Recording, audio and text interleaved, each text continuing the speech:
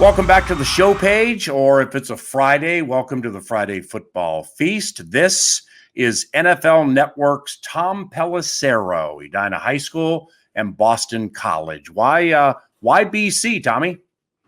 Needed to get away. I think that was probably the theme in high school at that point. Wanted to try something different and go halfway across the country. Went there as a finance major, got 1.5 hours or so into my first econ class and went, nope. Tried to transfer immediately. They said you got to wait till the end of your first year. So 1 year as a finance major, that made my way over to communications, and here we are.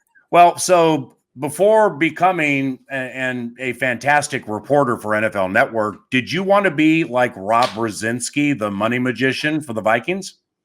It would be impossible to to be as good as Rob Brzezinski is at his job. And that's not just because, I mean, you and I both, of course, know Rob personally, but when you talk to agents, you talk to other cap, managers within the league, general managers, everybody says he's one of the best because he knows timing. He knows, how they've structured those deals in the past. He knows, the right time to do deals. I mean, there's a lot of contracts that they've done with young players, especially where, a year into the deal or a few months into the deal, and you realize they did that at the right time. This was a guy on the come. They've got a good deal on him.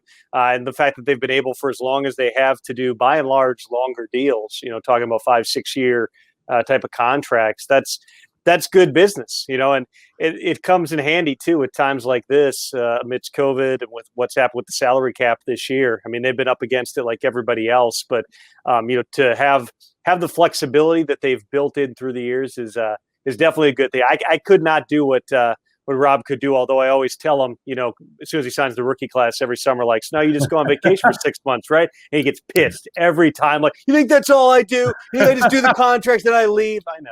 You got a lot going on. Tom, can you imagine the language and literature and minutia he read over back in the day to get the poison pill? Well, I mean, they made a rule to not have it happen again. I mean, that's how good that one was. But yeah, highest paid offensive lineman on the team, if I'm not mistaken, was the poison pill on Steve Hutchinson. And the yes, sir. Seahawks were paying an awfully high paid left tackle at that point. So some genius stuff. But like everything else, the moment the NFL realizes somebody's having a little bit of fun with the rules, that's over. Well, speaking of the rules, so the NFL Competition Committee voted today for, I'm going to have to read this because it's all complicated and you're smarter than me. And even when you were .com Tom at the Fan, you were always smarter than me. It's not true, but go on. So we have an enhanced replay official, quote, advising on-field officials on specific objective aspects of a play when clear and obvious video evidence is present and or to address game administration issues. What's that mean? Short version, they want to fix the stuff that is black and white, that's obvious to everybody at home. They don't want to have situations where there's a pass that looks complete, it's ruled complete. You see the first replay, it's incomplete. Not enough communication to the coach, he doesn't throw the challenge flag, game goes on. Everybody complains about that call. Now, what can happen is the booth assistant or the team in New York at NFL headquarters can either stop the game or immediately chime in between the plays and say, no, we got to go back. They cannot throw a flag from this new thing. They cannot pick up a flag. But what they can do is things like complete, incomplete, possession of the football, down by contact. All those things can be fixed without somebody having to burn a timeout. And they think that now with Walt Anderson, the former NFL official who's very involved in the New York Command Center, with him having a year of time on task, they were going to do this a year ago as a preseason experiment. Now they actually approved it on a permanent basis. And that's in part because they feel like they've got the right team in place now. Mechanically, they know how this thing's going to operate. You're not going to see 20 stoppages a game. We're not going back to 1986 to 1991 where you had the horrific system and 5-minute reviews. No, this is just going to be if everybody with an HD TV, 4K, 5K, whatever we're doing now, sitting at home, see that they're like, oh, they don't fix it. No, they can't. All right. Okay. Well, Pasadena City College Lancer, BC Eagle. So does that mean Nacho Lieber, your new podcast partner, iHeartRadio app, Nacho Lieber on Dave Thomas overtime 09 NFC title game, or Tommy Lee Lewis, Nickel Roby Coleman, like situations like that. Does that mean nothing can be done with Correct. egregious errors like that? And this has always been the competition committee's issue, and why the competition committee was not in favor of the ginned up challenging pass interference rule, which was really born out of one specific situation. Nickel Roby Coleman making that hit. Everybody sees it. Even that play, if you watch it 10 times from different angles, you can go, I can see maybe. I mean, that's an egregious one, okay? That's over the top. And even that one, you're like 99% black and white. What they realized was, and what the competition committee has always said is, we can't start substituting one person's judgment for another. We can't start having the officials on the field who are watching it in real time see something or don't see something, and then another guy upstairs goes, no. Plus, there would be questions if you had a sky judge of, is that person now officiating from all 7 positions? Because remember, 7 officials on the field, they all have different things that they're looking at. It's not just, I think a lot of people probably think that officials are just like kind of looking at the field like, hey, what's going on? No, they each have specific eye lines. It depends what, if you're the referee, you're looking this way for holding penalty on this edge. You got another official over here who's watching this side of it. Everybody's got different responsibilities. So now you're going to have one person who can overrule each of those 7 people, and they're somehow seeing every single thing. That's where there's always been a problem with these subjective rules. That's why they're starting with the objective. It doesn't mean that eventually we can't go to what the Ravens proposed this year, which would be a sky judge of some kind, somebody to weigh in on stuff. But, the moment that you start having penalty flags thrown by people who aren't on the field, and let's be honest, as gambling becomes more and more embraced by the league, you can imagine as people are watching games and some unseen figure starts throwing penalty flags at critical moments, just kind of the trickle down, the conspiracy theories, and all the other questions that would raise. Well, in the flattery of Homer Simpson with, can you repeat the part of the stuff where he said all about the thing? I'm just going to move on to the draft with Tom Pelissero, NFL Network, here at Allen's page, KFAN.com, or the Friday Football Feast, PA in charge. The Vikings, intel, gut feeling, do they stay at 14? Well, that's depending in part how this board's going to fall. And I would just tell you from speaking to, dozens of front office people, scouts, coaches over the past, couple of weeks here, just trying to get a feel for what's going to happen with the board. This draft is unique in a lot of different ways. The Vikings are in a good position at 14. The people who are drafting 20, 22, 24, it's going to be a little bit more tricky. And that's for, several different reasons. For one thing, there are not slam dunk defensive players that are going to go up high in this draft. You got a couple of corners who are going to end up going, really high in the draft, being Surtain and J.C. Horn from South Carolina. You don't really have a ton of edge rushers. Kwity Paye from Michigan should go early. Jalen Phillips, there's a lot to dig into there from Miami, but just such a physical freak. A guy who it sounds like somebody's going to buy into. That might be about it for defensive players in the top 20. You have no defensive tackles who are sure to go in round 1. You have no safeties who are likely to go in round 1. You have some off-the-ball linebackers. Micah Parsons is, the other defensive player, the linebacker from Penn State, also should go in the first round. But other than that, there's a lot of uncertainty. Usually the board, in my time doing it and talking to a lot of different people to understand how draft rooms work, there's like 20 to 22 legit first rounders, like guys you're confident these guys belong in the first. This year it's like 17 to 18, so there's going to be a lot more variability starting even earlier. So really I'd say from picks 18 to 48 there's going to be a lot of questions. The Vikings are in a position where you're going to be able to get one of those tier 1, tier 2 type of players. We all know that they have needs in terms of the offensive line. Elijah Vera Tucker from USC is a guy who makes a lot of sense. He can play inside and outside, guard and tackle. He's got experience, clean medically relative to some of the other players. If he's there at 14, that would be a logical pick for the Vikings. But, it's going to depend on so many different things. We think the 3 receivers are going to come off the board early in the draft between Jamar Chase and a couple of guys from Alabama. Kyle Pitts is going to go high. 3, 4, 5 quarterbacks are going to go up there at the top. Penei Sewell's probably long gone before they pick, and Rashawn Slater, the Northwestern offensive tackle, is probably gone too. So right there, okay, if you take those guys off, you're still looking at, potentially some pretty good players there, all of which is a long way of saying I would certainly expect, we're talking about Rick Spielman here. He'll have, the phones on the entire time and be looking for deals. But usually they have a way of their needs lining up with what they end up being able to get in the first round, and whether that's offensive line or whether that's an edge player, they should have some opportunities to accomplish that. Well, the closer we're getting to the draft, the more I'm beginning to feel defensive end is as important as offensive line or offensive tackle, and here's why. I mean, you got Daniil off a neck, and there had to be a little tiny fire. Months, weeks ago, whatever. Chad Graff, the Athletic, him. I respect him. He's not going to put anything out there if he doesn't at least have a morsel. So there was a tiny fire. I don't know if there's anything smoldering now. But even with Daniil close to full throttle, they are short a pass rusher. So the closer we get to it, you mentioned Kwity Paye, Jalen Phillips, you got the concussions, the transfer, almost retired. The wrist is what really gets me with him, given the position he plays. I don't know what to think about him, but that first overall pick for the Vikings, wherever it is, being defensive end and passing an offensive lineman, everybody might want. If that happens, could you say it was wrong? Well, I think that with regard to the Vikings' need on the edge, absolutely. I mean, they went out and made a trade last year for Yannick Ngakoue at a time that they were still hopeful Daniil Hunter was going to be back, because they wanted to have that balance up front. They'd had Everson Griffin for so long. They felt like they needed another pass rusher to kind of bookend things.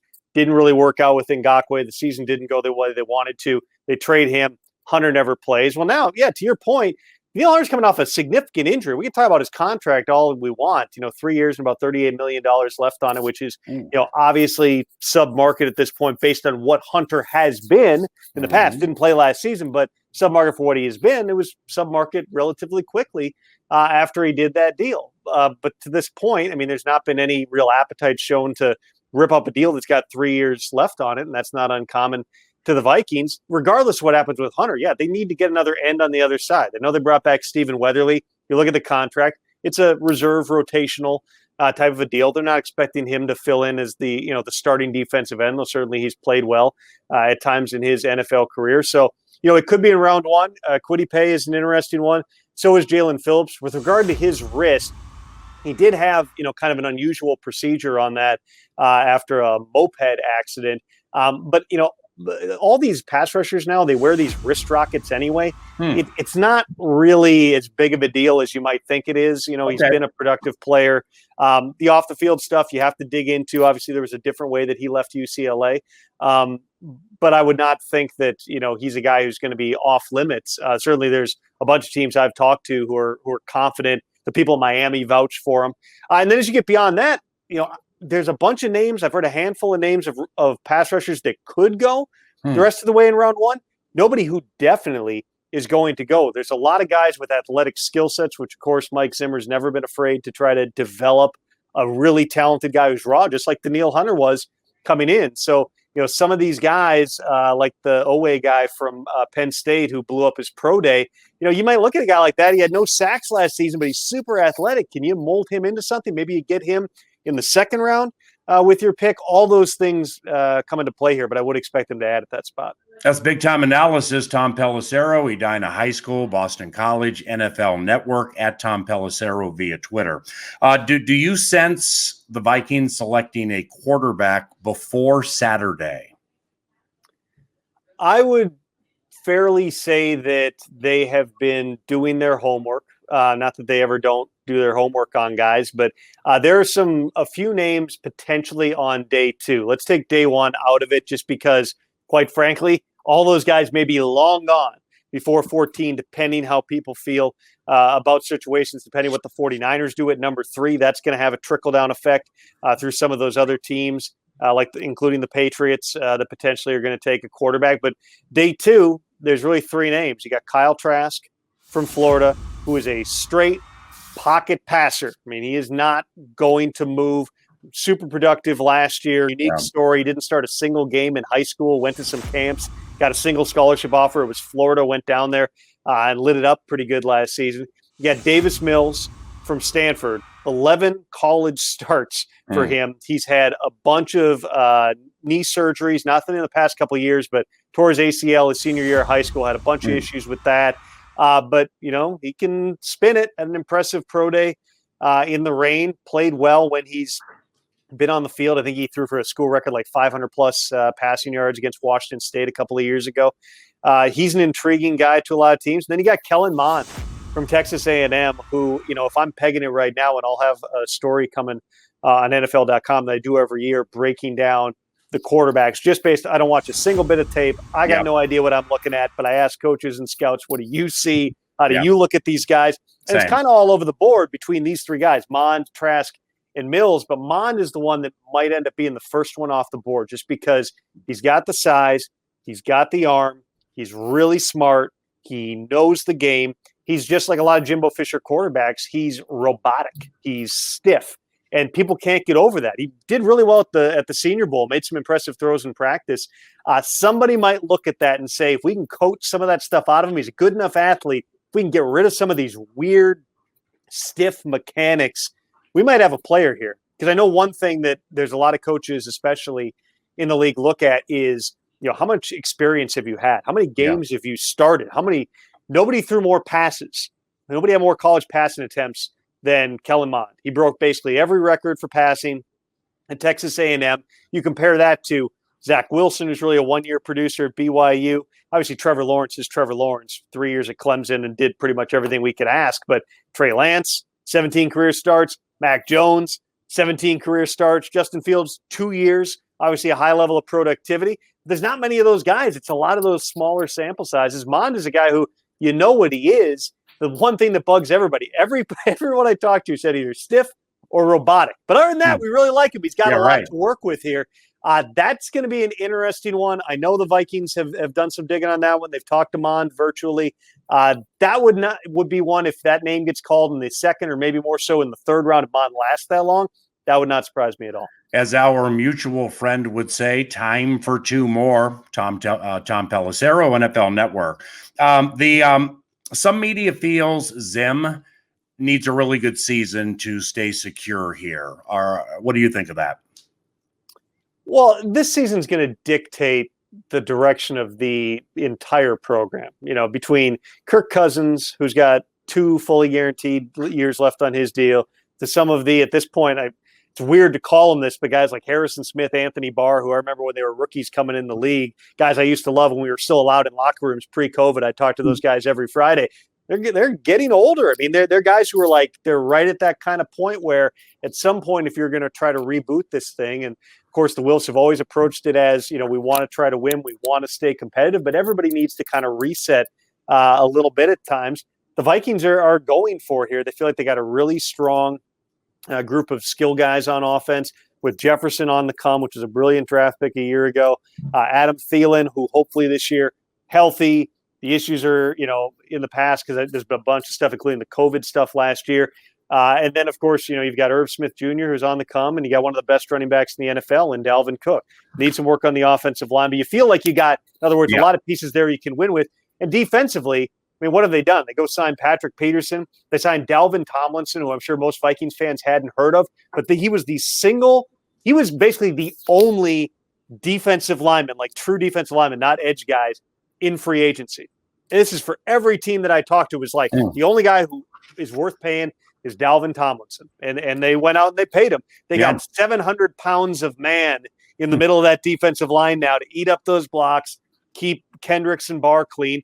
You're taking your shot here. You don't go out and sign a Peterson and a Tomlinson if you're going, well, we might be resetting here. No, this is to try to win. So I don't think it's as simple as, well, if they make the playoffs, Zim stays. If they don't, Zim doesn't stay. The Wilfs really have had a long-standing faith, as you know well, in Mike Zimmer as their head coach. They've always envisioned this is the guy we're going to win the Super Bowl with. As a program, though, from the quarterback, the head coach on down, this is an important year for them to be able to put it together because I don't even want to say excuses. There were reasons they played like they did last year. Opt-outs, injuries, no offseason with some really raw guys they wanted to develop in the defensive secondary. Didn't get that opportunity. Guys like Anthony Harris who came back just didn't play well.